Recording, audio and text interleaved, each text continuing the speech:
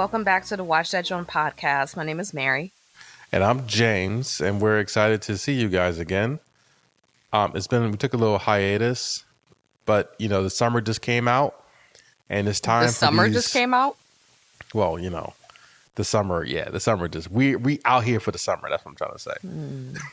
We out here for the summer. I don't know. Your president is burning Iran to the ground, so I might be inside this summer. Yeah, Trying to stay alive.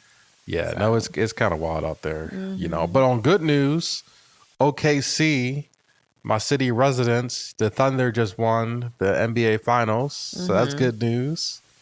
Right, I didn't go to the parade, but I went to what's the conference finals But game. the parade was like on a Tuesday. Yeah, I didn't go. That's why I didn't go. I'm like, why didn't y'all wait till Friday? Like any decent city would. Yeah, so I think the only reason the Eagles did Friday was because how cold it was, and they pushed it back. It was too cold. It was too cold. Oh, and Yeah, it was still freezing cold on Friday. So I imagine how cold it was earlier in the week. Oh my god! Yeah, it was like cold and rainy.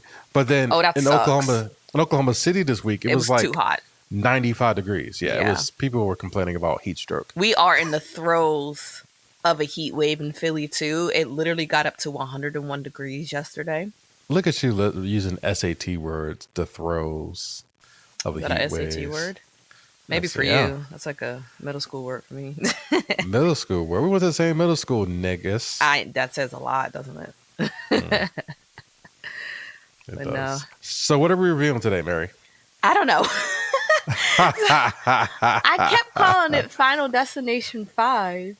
And DQ was like, this isn't the fifth movie. And I was like, what? They made more than 5 movies? Why does this keep going?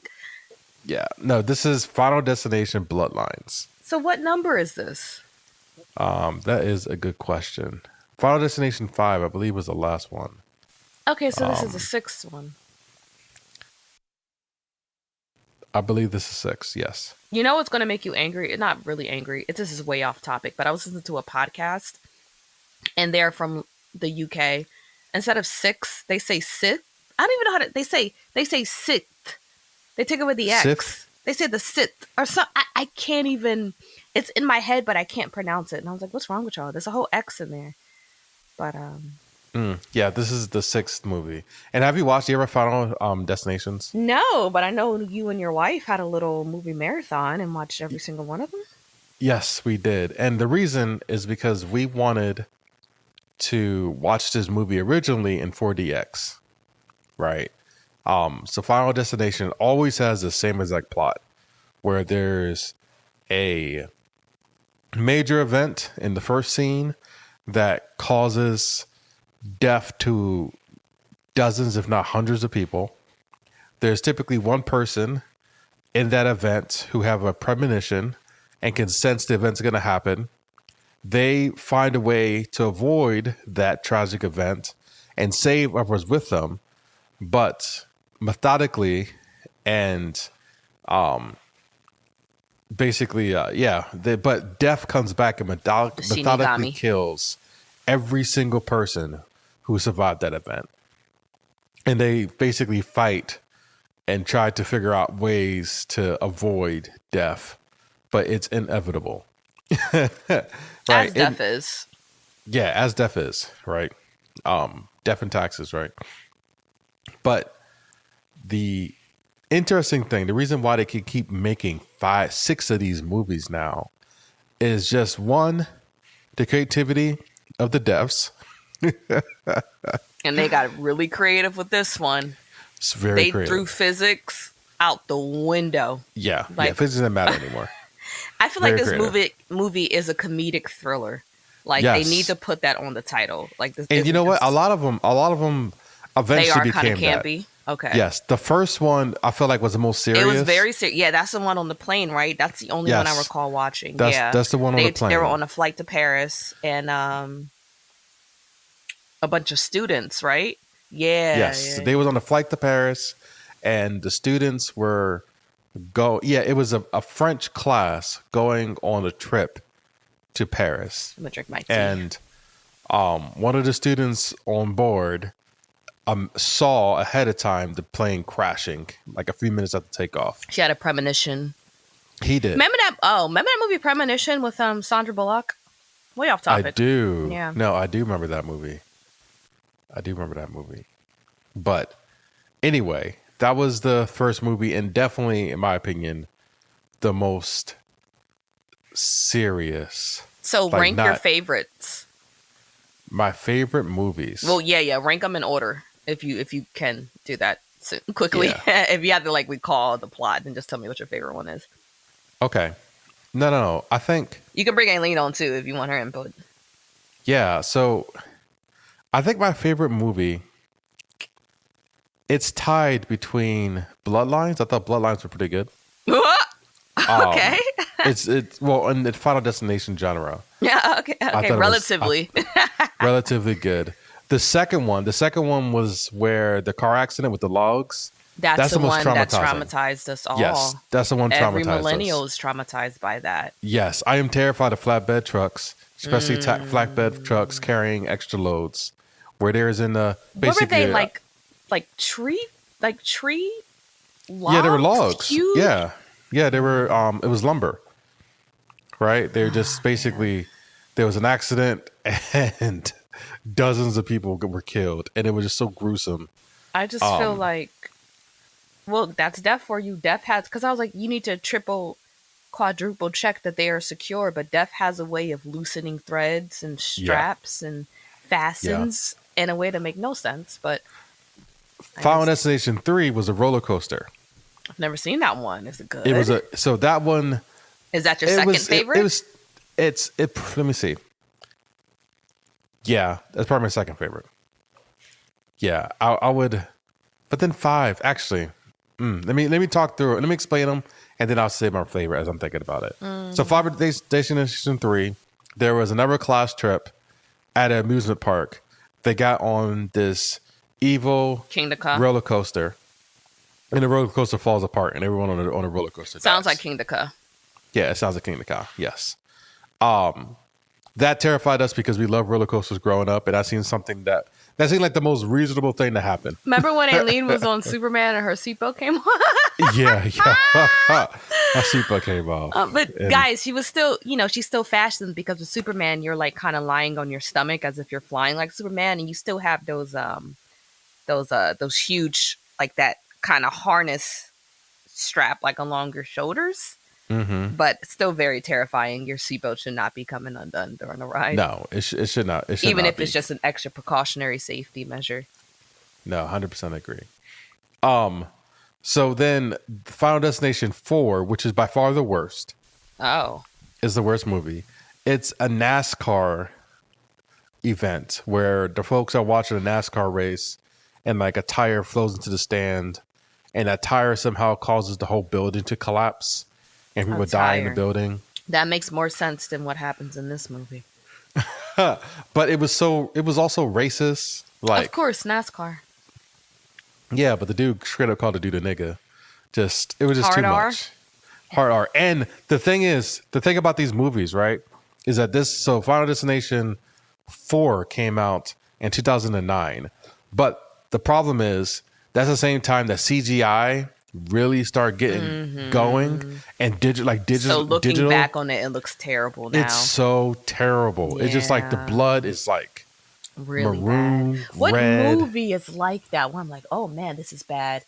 Oh man, watching Jurassic Park, I'm like, oh, this is animatronics. Yeah, even watching exactly. Toy Story, it's like Pixar came a long way, like a long way. Yes. But no, 4 is definitely trash.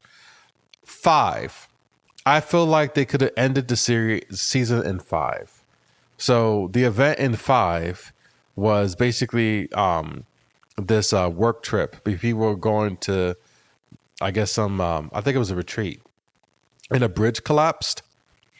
And is this the first one with adults and not teenagers? This is the first one with number 4 had adults. Okay. And number 2 had a teenagers. Number 4 had adults.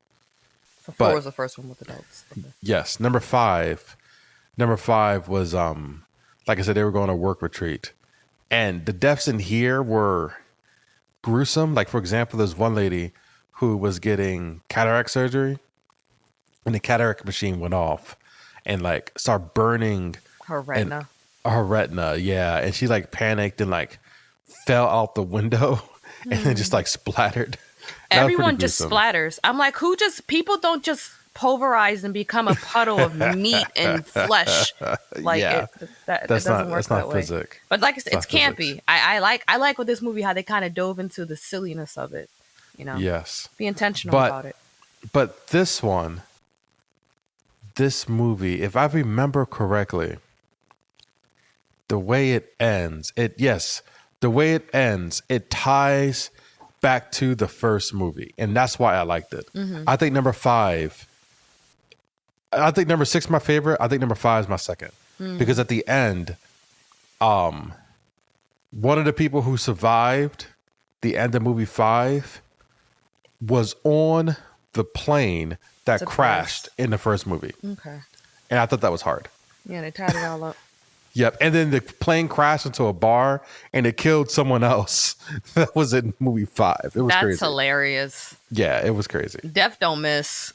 He gonna Death get don't you. miss. He gonna get you. So, He takes no prisoners. yeah.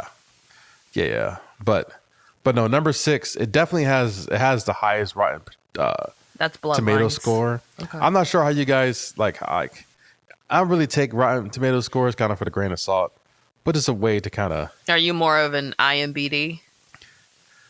I guess I take ratings with a grain of salt. I'm more interested in what people feel, not necessarily critics.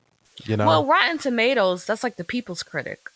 And I feel like IMBD is more like the critic. The critics, if yeah. I'm correct. Yeah. There's some, yeah, you're right. Rotten Tomatoes has a reviewer score and they have like certified rankings. So the tomato meter is 92% fresh. And then the popcorn meter is 87%. So people like Bloodlines a lot.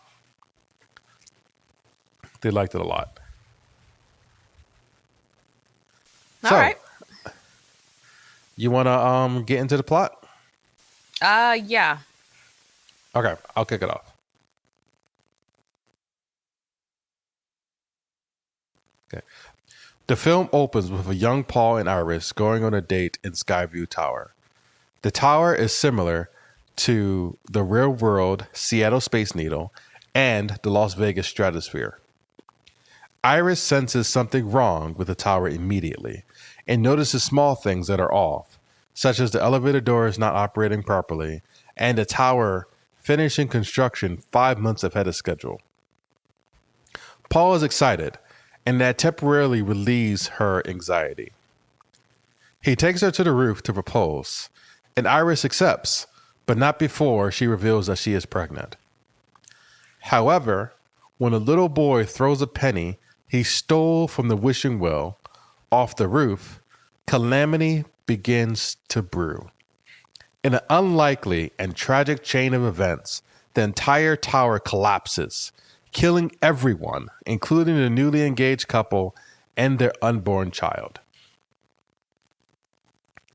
So one thing that I didn't notice until the second watch is that the train track that Iris and Paul drives over is the same.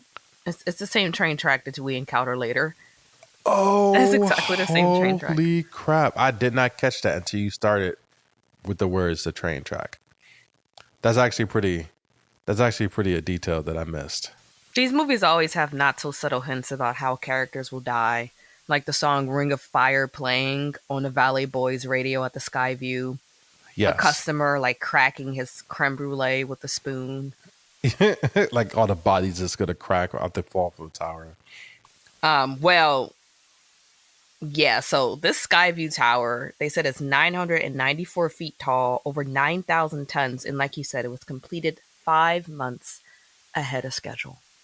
I would have said, get me off that thing. Yeah. No, so it's crazy. I feel like I would have been Paul in the situation. Like I would have. You're an optimist. I'm such an optimist. And especially you're the person, if you made plans to do something, it annoys you when we pivot, even if it's at the cost of our own life. You'll be like, no, we plan to do this. We're sticking with the plan. And I'm Yeah, like, James, a chandelier literally just broke the glass dance floor. But okay. yeah. I think I definitely would Paul. I'd be like, hey, because Eileen is afraid of heights, right? Is So she? yes, All so those I would have roller been. coasters we got on, is she scared of heights? It's for love, Mary. That's all. She It's does it for love. you? Hmm. Don't get it, but okay. If it was for me, I'd get it, but you, goodness.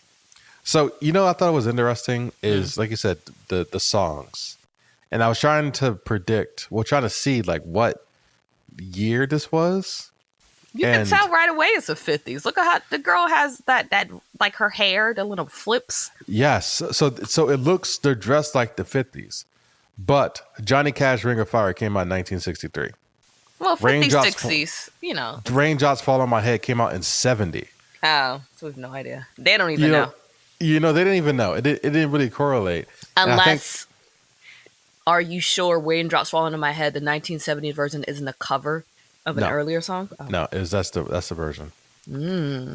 I looked it up, and there was an article that they showed like towards the end of the movie. It was based in like 70 73. I forget the actual date, but their outfits and costumes didn't match that at all. Didn't match it at They didn't all. think we'd notice. They didn't think we noticed, and also they treated black people a little bit kindly, so I knew it was in the 50s. My thing is, so the black performers, I'm like, so there's no back door in Skyview Tower, so that they enter through the front? Yeah, exactly. That's what it's the 70s. But I'm like, that little boy, I'm like, what inbred idiot jumps in elevators? Yeah, Oh no. my goodness. I seen little kids jump in elevators. I've only seen that in Elf, and I was like, why would anyone do that? Yeah, no, I seen little kids jump in elevators. It's funny where he went and stole that penny, and the security guy said, "Hey, don't do that. That's bad luck." He said you could kill someone. No, not throw it off the roof. He stole the penny from the wishing well in the initial, yeah. and security guard would say, "Hey, that's bad luck," and that's another little hint. There's little subtle things that you don't know exactly what's going to happen. You just know some crap is going down. Yeah. I guess because people put pennies in a wishing well to make a wish. So if you take out the money, that's kind of invalidating your wish. Isn't it crazy that even our wishes cost money? Yeah, your But, wishes cost money. Yeah. But then the penny at the end of all of it ended up back in the wishing well. That's the most indestructible penny. I'm like, we need to Yeah. research whatever copper this penny is made out of. Because this penny is indestructible. Is it That made out penny of has- freaking vibranium? I'm about to say that penny got vibranium in it, and whatever Wolverine's claws is made out of, adamantium or whatever. That's what I'm saying. I'm like, yo, this movie really dives into like the campiness and silliness. Because like I said, like someone pops a champagne bottle and the cork from the champagne bottle knocks loose a crystal from a chandelier. The chandelier crystal falls like 10 feet and it breaks a glass dance floor. How far did that crystal fall? It doesn't make any sense.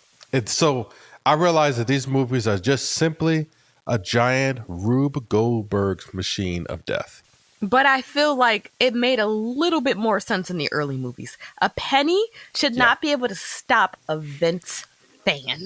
No, you're right. A penny should not be able to stop a fan or... Yeah, you're right. I feel like there'll be so many more Skyview like accidents. And I feel like earlier movies, I only remember one, but I feel like they made a little more sense. Things happening on a flight, that makes sense. Sense in a way that people who aren't familiar with planes, we won't be able to explain it anyway, so it doesn't seem as ridiculous. But, exactly. The plane crashing was obvious. Car accidents happen every day.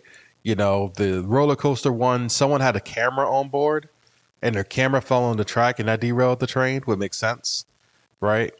Not really, because I feel like a train can easily roll over a camera. It doesn't take a lot to derail a train. That's very scary. It does not take a lot. I thought that all the time when I was in Japan and we got. When I say train, I mean roller coaster. Oh, roller coaster. Like the train roller coaster. Okay. The camera fell on the track and derailed the roller coaster. Is that the one where they ripped off that Goosebumps book plot? Remember, like you take a picture and you'll see how the way you die? Yes, it did. I remember thinking when it came out, I was like, this is Goosebumps. That's the Goosebumps book I didn't like. I do remember that. That was the second one? Which one was that? That was movie 3. the Final Destination 3. Also, those singers couldn't sing. I was like, ew, y'all don't got no soul and y'all sing and shout like that. And that one singer, the little boy's mother, she was nosy as crap. She was like, I was like, are you a medium? How'd you know she was pregnant? Yeah, well, she was puking over in the corner. It's kind of like the magical Negro trope. Yeah, it really was. Well, this movie has a few of them. Well, at least another one. Oh, yeah. When Uncle Charles makes an appearance. Yo, for real. So that same man, the mortician, is in every single one. Okay. I thought that. I was like, okay, because how the way they introduced him, it felt like I should clap. Like it felt like a grand cameo. Yeah, no, he's in every one. The music got all dramatic. He turned around slowly and he spoke pathetically with authority. I was like, okay, he's a recurring character. Yes. Yep, everyone. And no matter how terrible it was, they always found out a way how to get him in there. I love how the black man doesn't die in this realm of horror. Yeah, we can touch on that. Okay. I'm speaking too soon. Yeah. All right. Stephanie wakes from a nightmare in her dorm room. She is haunted by the Skyview Tower incident and realizes that Iris was the name of her estranged grandmother. Stephanie heads back home to get answers about her grandmother Iris. The recurrent nightmare is stopping her from sleeping, and now she's on academic probation. Stephanie visits her cousins and her Uncle Howard, who warns her to stay away from Iris. Iris snapped after Paul died and was obsessed about the ways they could die. She went insane and tried to keep her family from the outside world. Howard warns Stephanie to stay away from her. Her aunt gives her a clue about the whereabouts of Iris, and Stephanie makes the trek to her home in the middle of the woods. I feel like we should listen to crazy people more often. They're not crazy. They see things that we don't. Well, I agree. Listen to the homeless man. There's like, oh, you know what that reminds me of? It reminds me of, remember Sweeney Todd? Yes, he's looking for his wife the whole time. Yes, and who was the ladies, the crazy lady. She's like, mischief, death, murder. Right? She knew something was happening where he was like, obviously, when Sweeney Todd was literally being the butcher on Fleet Street, the demon on Fleet Street. Yeah. Right. So yes, I agree that sometimes. What's your favorite musical? It's Hamilton, isn't it? I think it's Hamilton and Sweeney Todd. Hamilton, Sweeney Todd. Are we counting Disney movies?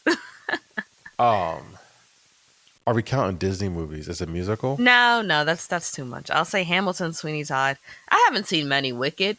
I mean, like Broadway musicals. Yeah, The Color Purple. Dreamgirls. Actually. That changes your whole. I think Hamilton. It's still Hamilton, Sweeney Todd, and Dreamgirls. Okay. It is, but Dreamgirls has definitely my favorite sing-along song. Yeah, I was thinking about that. I was like, we haven't done that karaoke of Effie getting fired. I don't know the song. I don't know the name of the song in a long time. But how do we start talking about musicals? What were you saying? Mary, you know how this goes. I really take you so off topic. I feel like you do. I don't know. Squirrel. Squirrel. I promise I don't have ADHD.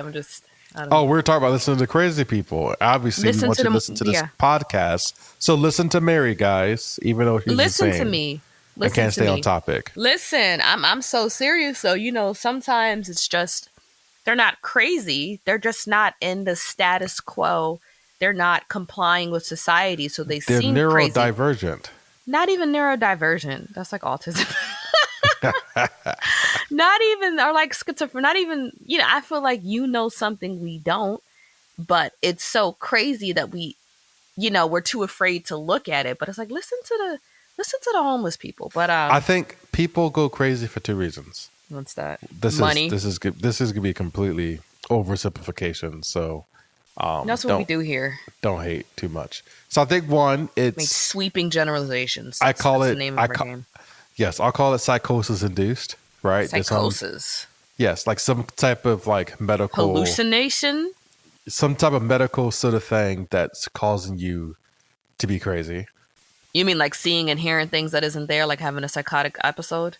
Yes, but okay. I'm saying based on like brain deterioration or whatever, Okay, I'm just like because psychosis is actually like like a real medical term. That's what I was saying. Like, okay, do you mean like seeing and hearing like things? I Okay. meant there's clinically crazy based. Well, I guess there's crazy that's caused by your brain like malfunctioning, and Something's I feel wrong. like there's crazy caused by experiences that cause your brain to Men do that malfunction. to you.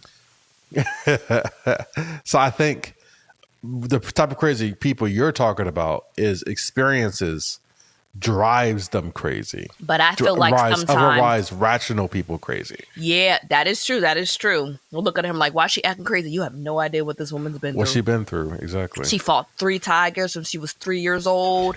She saw her mom get hit by a bus and a train. Like, you don't know what she's going through. But yeah, no, I get you. It's like be more cognizant. But one thing about Stephanie, I was like, okay, you couldn't sleep, so you went all the way back home to figure out what that dream was about. You could have just got a single dormitory. Then That your is roommate true. wouldn't kill you. Or just like take some drugs and you'll be all right. Some Take melatonin, some but she'll sleeping still have pills. those nightmares. She just won't be able to wake up from them. Oh, like paralyzing nightmare. Oh, that's terrifying. Yeah. Um, how do you think when she got to her cousin's house and everything, and her Uncle Howard was like, "No, I'm never telling you where Iris is at because she's dangerous, and stay away from her." And she walks out, and then the aunt's like, "Don't look in the drawer." Like, just give her a hint almost immediately. Do you think that was kind of corny? I don't know because I was just like, why are they white? And I was like, oh, okay, that makes sense. Why are they I white? was like, why are they white? And then I was like, okay. I was like, okay. So her mom has to be white because why are they white? But Yeah, you know what I'm saying? No, no. You know, if my that's at the end of the day, that's Stephanie's mother. And if my niece wants to know about her mom, I'm gonna let you know. Especially now you're her grown. grandmother Iris is a is grandmother. Iris is her grandmother. Yeah, Iris is a grandmother. Yes, Yeah, if my niece wanted to know Darlene's her about her mother. grandmother, I'm like, yo, like, yeah, she's old enough now. If she were younger, I would, but I'm like, you're old enough now. You came all this way, and yeah, I would do the same way. Like, you didn't hear anything from me. Yeah. How do you feel about it? Um, I think I agree. It's just the way it went down. Like Howard was so like Adamant. animate, yes, about her not seeing him, and as soon as she walked out the door, his wife blatantly disobeyed him. That's what women do. That's true. That's what women do. I feel like mom would have did the same thing. Like, here you go. Absolutely. I was thinking about that. Like yesterday, I was like, Dad had no authoritative power in our house. If he tried to like put us on punishment or something, Mom would be like, "You don't gotta listen to him." And I'm like, "You're right." No, you're right. You're right. It was pretty And bad. he knew. He was pretty bad. Stephanie finds Iris living in a compound fortress with a giant steel gate lined with barbed wire. Iris is extremely paranoid and talks to death as if it is everywhere. She reveals that she had a premonition about the sky view, and that matches Stephanie's dream. Except in real life, Iris manages to stop the little boy from throwing the penny off the roof and warns the guests about the collapsing tower. She saved a lot of lives, but the restaurant was torn down. She stopped the disaster, but death came back and killed everyone that survived. Iris, dying from cancer, bravely leaves her cabin and gives Stephanie a book of all she learned about death over the past half century, in hopes that she can use it to defeat it and save the family. She is immediately impaled in the face by a wind vane that fell off a roof and turned into a projectile by a fire extinguisher. Sorry, y'all. I can see the script he's reading, and it's just ridiculous. The fact that she saved the day by withholding a penny. Withholding Yes. a penny is how you help to stop a whole freaking 9,000-ton tower from falling. You're right. She put a That's penny in her crazy. purse, and then nothing collapsed. A penny. She told the little boy, "Don't throw the penny," and that saved the day. They really was like, "Listen, we're going to be as ridiculous as possible," and I do like that. Like lean into it. But, I got a question. I got a question.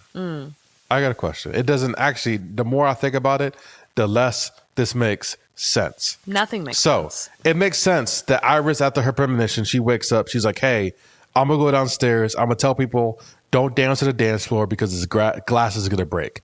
That makes sense. I get it. It makes sense that she goes and get people out the building because she knows it's gonna collapse. I get that. It makes sense. What does not make sense at all, 0% sense at all, is why 0%. Paul still died. That she had the premonition. Oh, it makes no sense that she knew how that penny traveled through the sky, fell into a vent, stopped the fan that stopped the motor that ended up causing the whole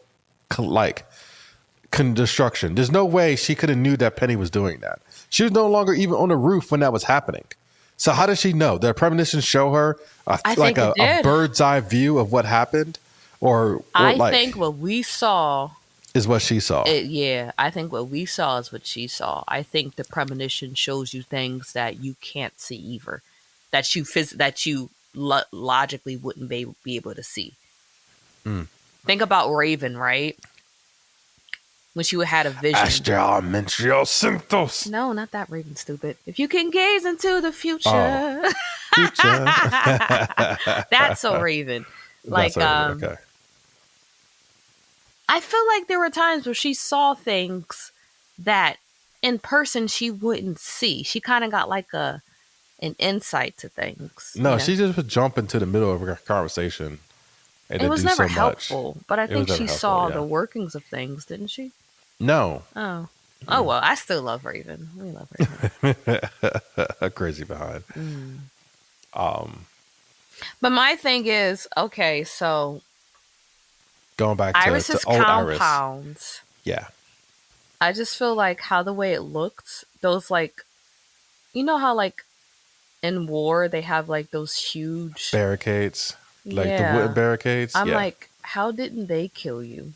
I don't know. That she made hazardous. She made a death trap and that defied death. Yeah, I don't understand that. I was like, how? Okay. Making this, I can see you being impaled. Just by making this, I'm just like, and you're in the woods with all these trees. I feel like lightning could have struck you dead or something.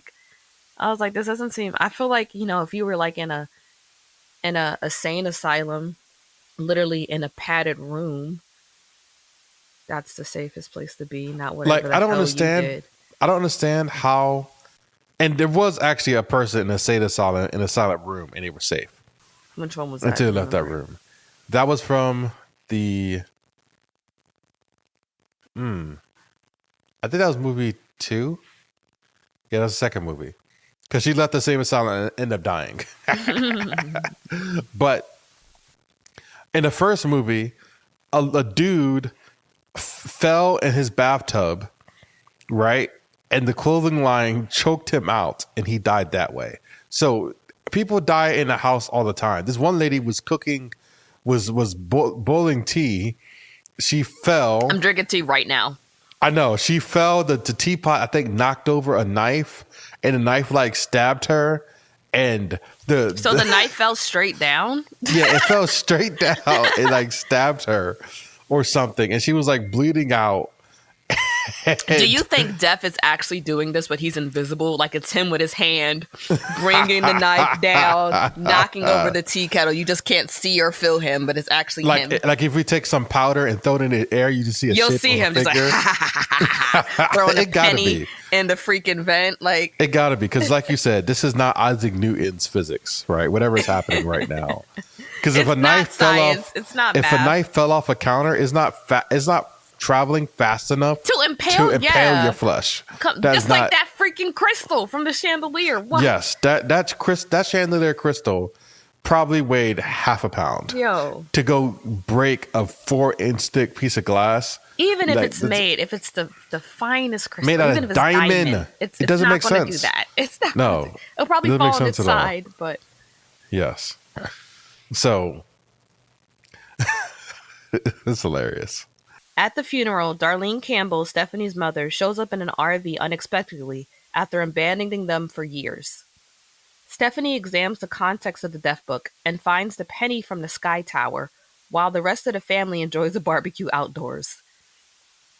A piece of glass ends up in the ice bucket, which causes a chain reaction that ends in Uncle Howard's head in the business end of a rogue lawnmower. So this So whole scene DQ was told kind me of something. He what? said if you're a bartender, it's protocol. If you drop a glass, you throw it on the ice. I was thinking about that too. That made sense because they knew they dropped the glass, and I feel like I've seen that scene before. I can't remember if I've seen it in a trailer, or I think there was definitely another. The There scene was where they're on the another. trampoline with the rake underneath of it, I feel like I've seen that somewhere before. Yes, I feel like that whole scene happened in another movie. Maybe someone was grilling and the grill blew up, but I feel like I've seen that before because I saw it. I'm like, I've seen this death before. I knew it was gonna happen. Speaking of grilling, let me tell you about this crazy story that I heard on YouTube. Oh, I know what you're about to say. Oh, I'm gonna tell the audience though. Like, Yeah. you know those like brushes with the metal bristles that are used to clean grills. Apparently, one of them got caught, and the hamburger meat that a man was grilling for his son, the son bit into it and felt immediate pain, and one of those metal bristles was literally like lodged like inside of him and causing immense pain, and he had to get surgery to take it out. So I didn't know those bristles will ever come undone. Yeah. So let's not use them. Yeah. Use there's like some wooden bristles like scrapers you could use instead, some rubber cleaners.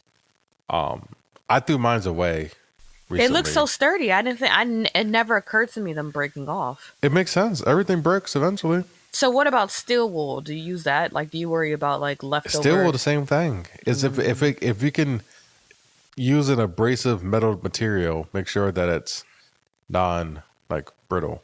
And I feel like steel wool. Well, steel wool is not brittle, but it can at least like flick off. You don't want to eat that. There's a bunch of other stuff that you can use. That you don't have to worry about stuff coming off of the cleaner. But no, you're right. That's another type of random Final Destination only happen in movies type of thing. But it happens. It happens. So the lawnmower thing. That's another. I don't know. I don't want to really go through every ridiculous death. Why not? Let's do it. Tell me how you feel about it. It's just, it made no sense because I was just waiting for him to choke on a glass like everybody was. And when they were jumping on a trampoline, it was waiting to get impaled by the rake underneath. Even stepping on that glass, it wasn't big enough for it to go through the other side of the foot like that. I can see that because you put your whole weight on it. It can go through your foot. I feel like the glass would have broke. It wasn't a big piece of glass. It was a big piece of glass, but it wasn't. It didn't look thick. You know what I mean?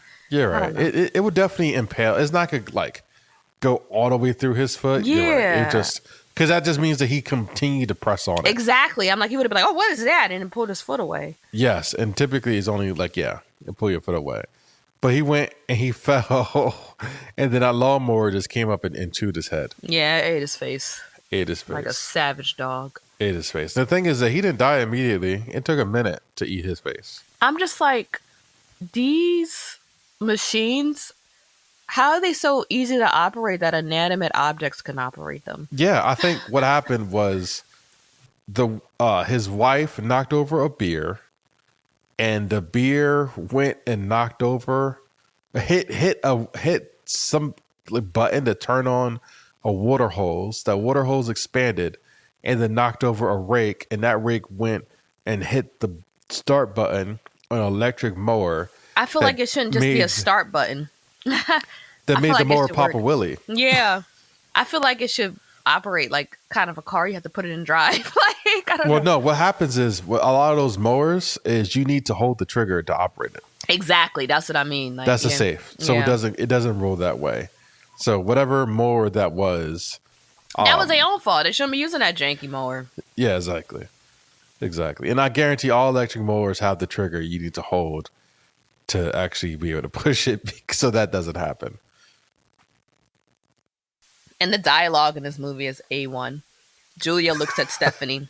She says, "Look, I love you, but sometimes I really hate you." I was like, "Wow." Yo, I freaking hate that. That was the worst. That was the worst line I ever heard in my life. What was the point? There was no reason for you to. That line had no significance or weights whatsoever. You could have just said, "Hi, my name is Julia." Like that would have made.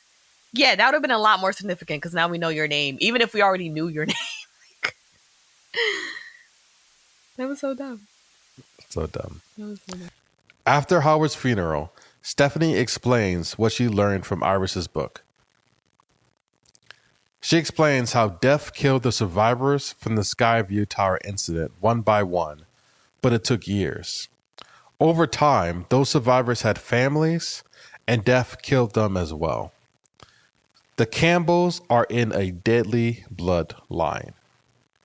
Stephanie lays out the order of who dies next, but the family doesn't believe her. So I thought it was pretty obvious what was happening. Maybe because I've seen 5 of these movies before.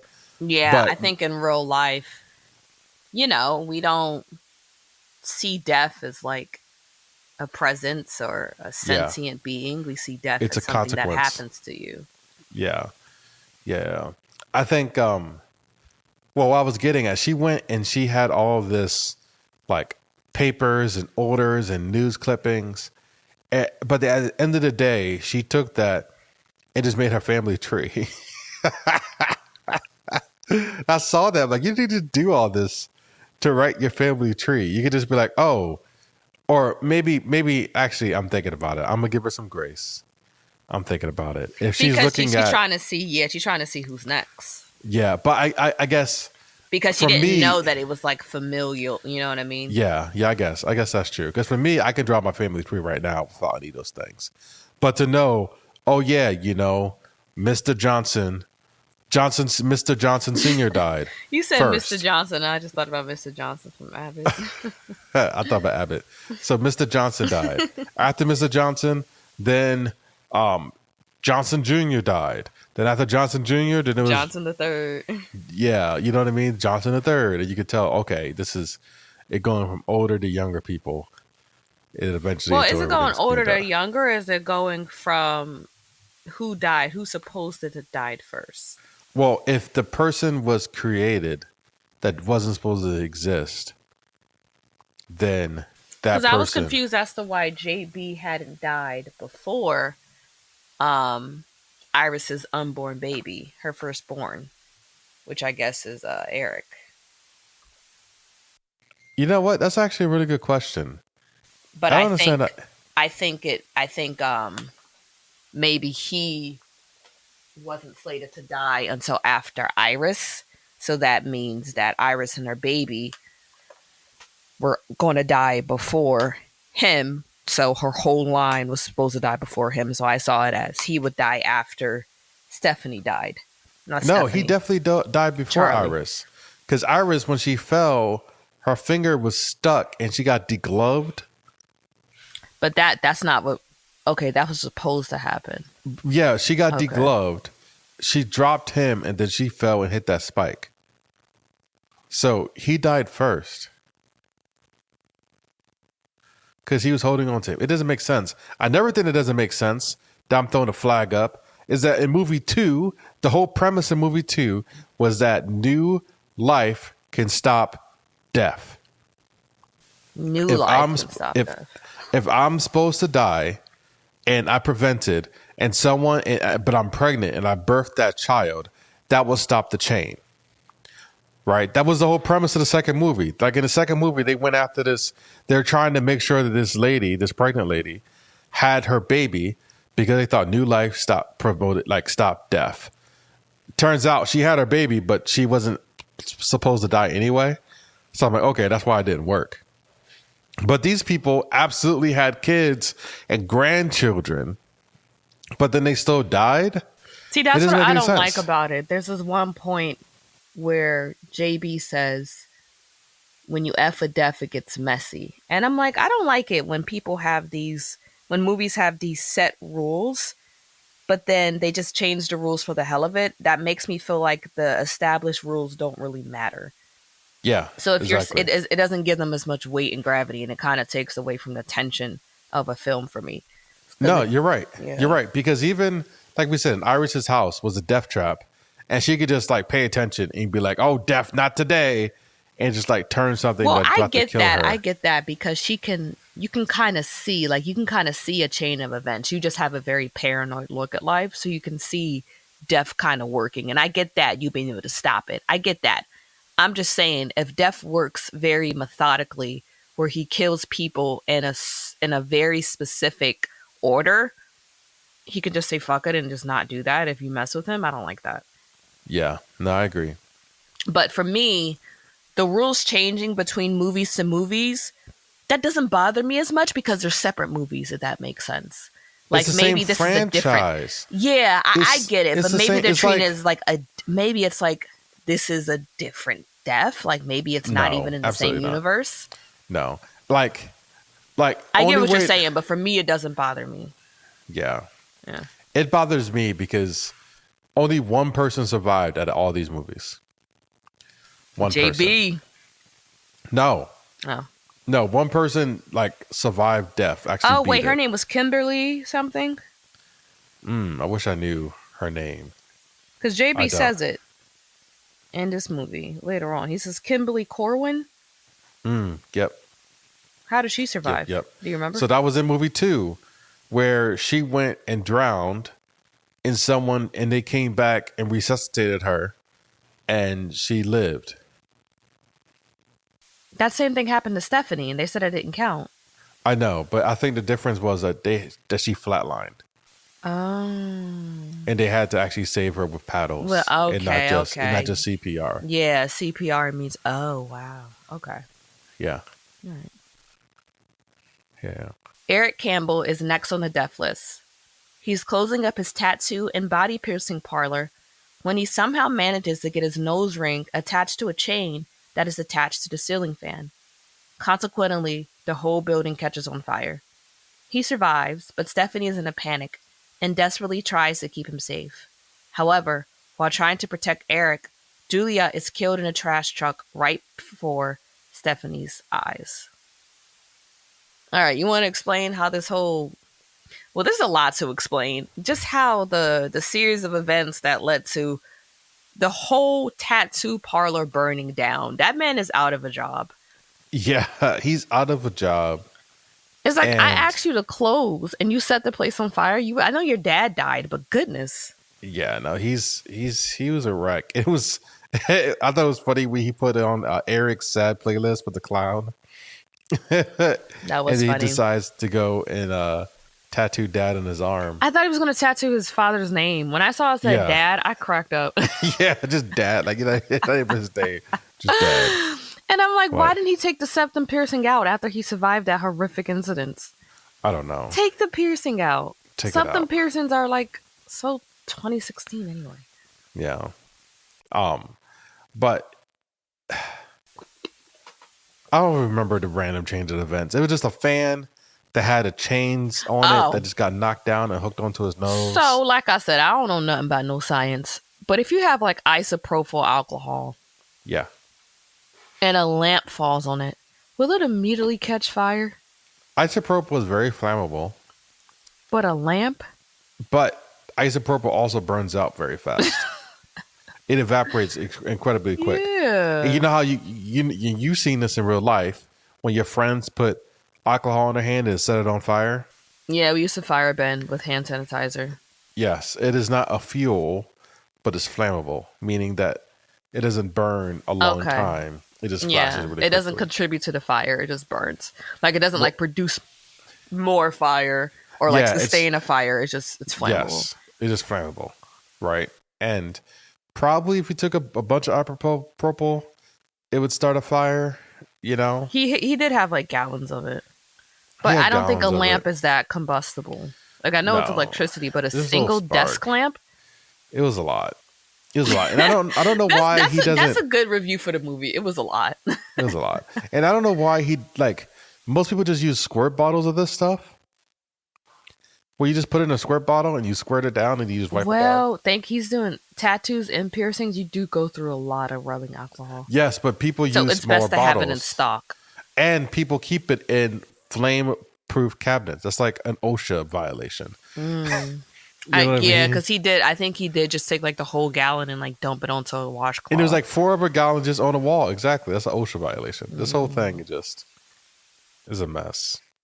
And one thing that was funny about Julia's death. So what happened? And Stephanie predicted exactly how she was going to die. There was like a Mhm. tree trimmer, and she said it's going to fall, and that's going to cause the man with the leaf blower to blow into the kid's playing soccer's face, and the kid's going to accidentally kick the ball.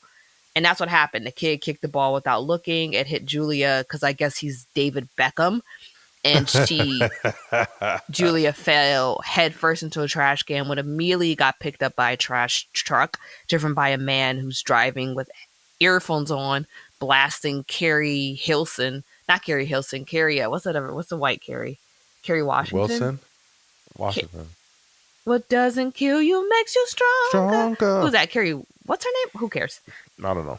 And come to find out, your mother drives with AirPods in? Mom does. Yes, yes. When she's talking to you, she's talking to you with AirPods in her ear. I said, "Mom, what's wrong?" And she was like, "Oh, because my car speakers don't work." And I'm like, and she's like, "What's so bad about it?" I'm like, "Mom, you have AirPods and you have no, like, what do you mean? You have no audio awareness. Like, Yes. you're so distracted." And she's like, "How's that I different don't from ride playing your my music bike loud?" with I'm like, "Oh headphones my on. God." Yo, I don't even like if I'm walking, it's low. I need to be able to hear things. Exactly. She's like, "I'm not paying $600 to get my speaker fixed." And I was like, "All right, no, don't call me anymore when you're in the car." But I'm like, that is chaotic behavior. But Yeah. yeah, I thought this was the worst death, Julia's death. Oh, one thing that was funny, like I said, they always like throw subtle hits in there or not so subtle hints about how the character's gonna die. Eric throws his juice box into that exact same trash can that Julia later falls into. Yeah, he's like, when he comes back from the parlor and stuff, and he's like, "Oh my God, we heard the thing burnt down." And he said, "My leather jacket saved him." There's actually some truth to that. A good leather jacket does not burn really. Yeah. That's actually a way to test leather. If you want to know if it's genuine leather, burn it a little bit. Burn it a little bit and see how it reacts. Like if it's made of plastic or some other man-made material, will kind of crumble away. I know that makes sense. Most motorcycle jackets are leather. That does make sense. Yeah. That's a very flammable way of transportation. Flame retardant. You're flame retarded. But yeah, that he throws his juice box in the exact same trash can that Julia falls into. And I thought that was the worst death because literally seeing her face get crushed. Yeah, that was crazy. Oh my God. And there's no dignity. You're just in trash and filth. That's how you go out. And so I saw Eric's death and I said, that's the worst. Yeah, exactly. I'm about to say Eric definitely had the worst. Definitely had the worst. What were we gonna say? No, I was waiting just to say Eric had it bad. Who the hell is Jerry Fenbury? Because when they realized that Eric is the next, because he was like, "Is that why I always want to play catch for me?" That's the next scene. That's the next scene. Okay. The family gets back together when Aunt Brenda reveals the reason why Eric wasn't killed next was because he wasn't Howard's real son. So Bobby Campbell is next, and he has a deadly peanut allergy. Eric, Stephanie, Darlene, the mother, Charlie, and Bobby go visit JB, the recurring character in the Final Destination movies, the creepy mortician. So I know Stephanie and Charlie's dad feels good. He was like, "This don't got nothing to do with me. I am safe. I am not related to you whites like that." Like, and Bobby, he reminds me of Ryan Gosling's Ken from the Barbie movie. Oh, yeah. Just like he's just a little slow. Just a himbo. Like, yeah. A himbo? Oh, yeah, like it's a bimbo, but a man, a himbo. Oh, Pretty and okay. stupid.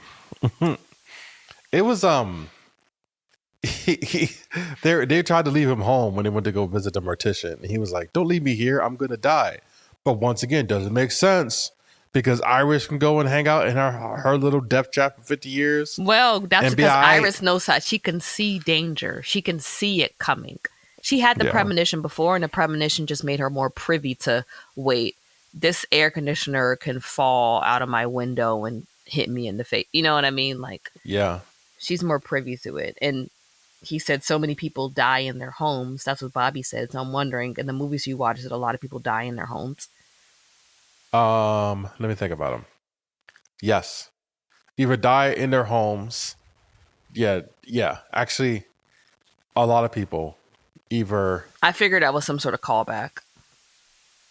Yeah. No, let me think. So the first movie, at least 3 people died in their homes, I think. Right? The lady I told you with the knife falling down, the dude who strangled himself in the bathtub. Um uh yeah, there was a lot of people who died in their house.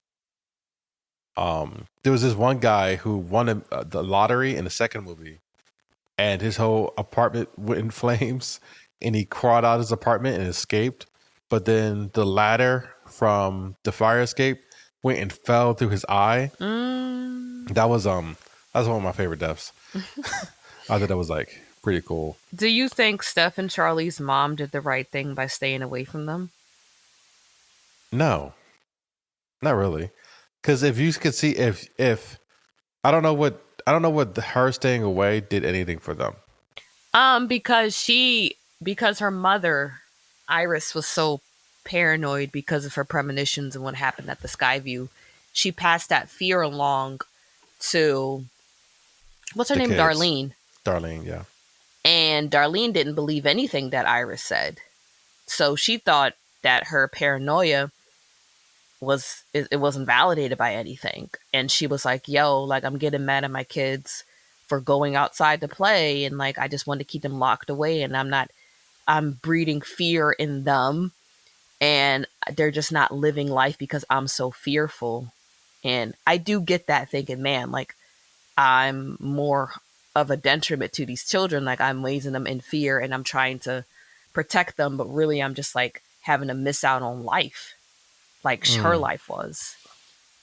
yeah, I can see.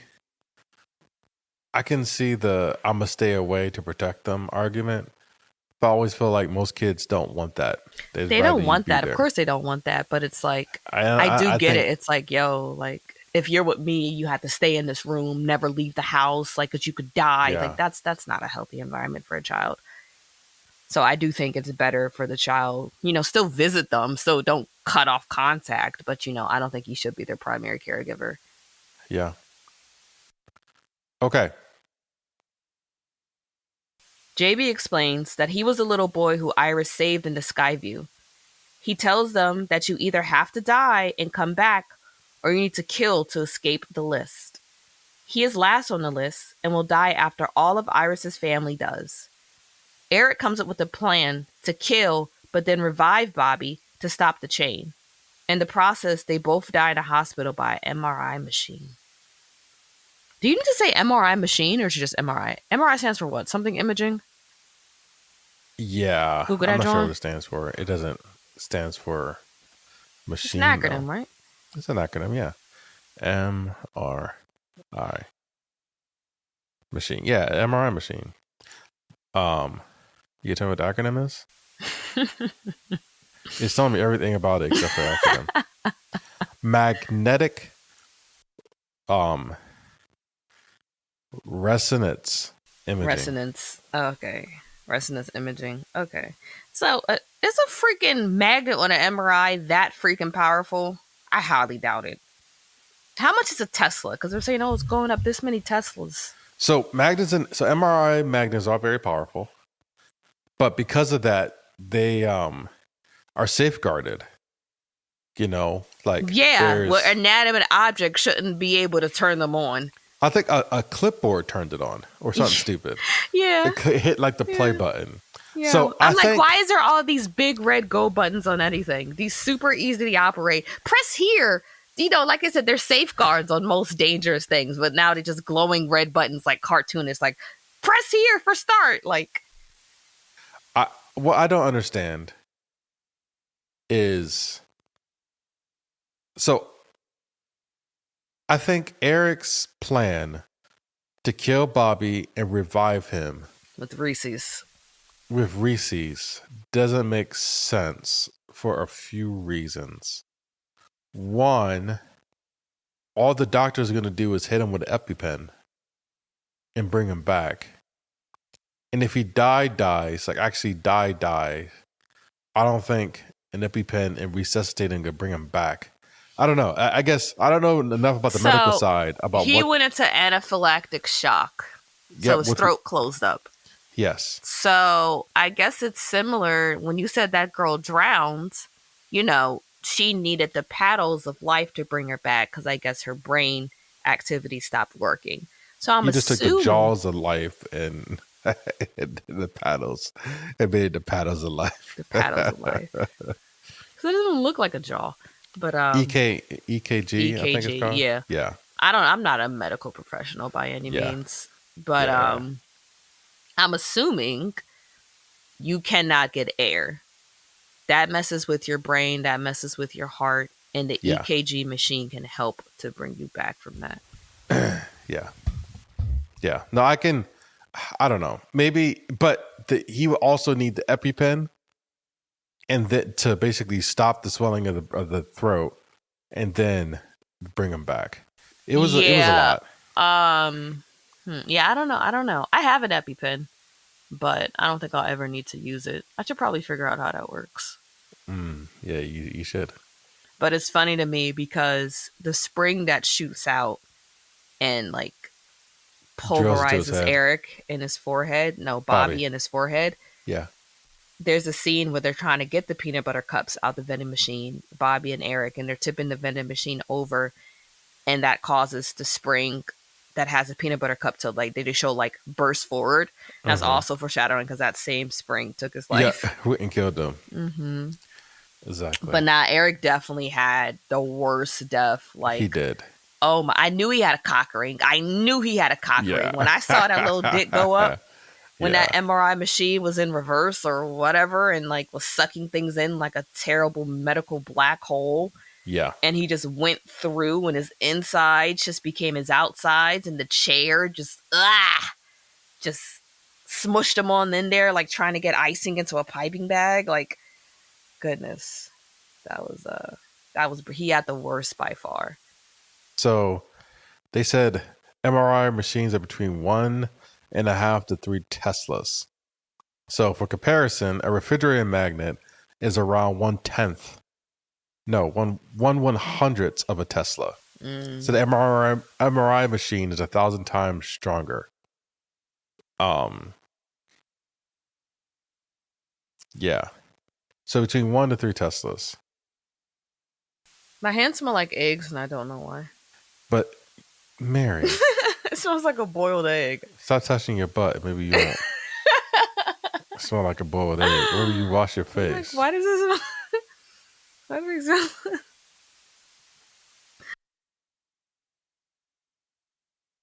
smell? Anyway, yes, that was a terrible way to die. And like you said, he wasn't even on the list. Yeah. He just got himself killed trying to kill the other boy. Because when you with death, it gets messy. Like, I hate that explanation, but okay. After the boy's death in the hospital, Darlene, Stephanie, and Charlie are the only ones left. Darlene plans to live in a cabin where her mother was safe in hopes of protecting her kids. They get to the house, but is anything but safe. Death blows up her cabin and kills Darlene and almost drowns Stephanie. Charlie is able to revive her and break the chain, or so they thought. So this whole premise also didn't make any sense, right? We said that nothing was special about the house. It was Iris. Iris was the Mm-hmm. one who could see death coming. So Yeah. why did they think that Going back to the Darlene house. could go to the house and they just be protected? Yeah, It made because no I'm sense. like, it's not like a fortress and you're Yeah. trying to stop something from getting in. Death is all around you. It's using Yes. the things that's already in your home to hurt you. So I don't know why they. I guess it was just one last desperate attempt to protect themselves, or like maybe it has to be the house because Iris survived for so long. But it's like, no, it's not the house. It's just that Iris had things, I guess, kind of set up in her home. She can see things that's kind of screwy. Yeah. But yeah, no, But it's not the home. but also, I feel like the reason why Iris lived 50 years not because she could survive it or dodge death. I think she lived for 50 years because it took that long to kill everybody else. You know what I mean? That is true. It I could think it just just be, took. girl, it wasn't your time yet. It wasn't your Relax. time exactly. Oh. And like the thing also is that um I thought I had another plot hole, but I lost it. I would just say I ain't no chemist, but I doubt a single spark in a gas leak will cause such a large explosion as the one Yeah, that happened to Iris's house. It was one tiny spark. I yeah. know it's gas, but a spark can cause an explosion that blows up an entire cabin. If the gas is that like infused in the air, But one tiny one spark. It tiny was spark. literally like the sparks that come up when you light a fire. Like I the know a fireworks or whatever. Yeah. what? No, I thought it was crazy that Death was able to blow up the house so easily, even though she lived in there 50 years, and it was weird. The thing didn't make any sense. It was fun to watch. Yeah, of course. You know, It we was fun to knew that. watch. You don't watch it for the sense. You watch it for the gruesome, the brutality. Yeah.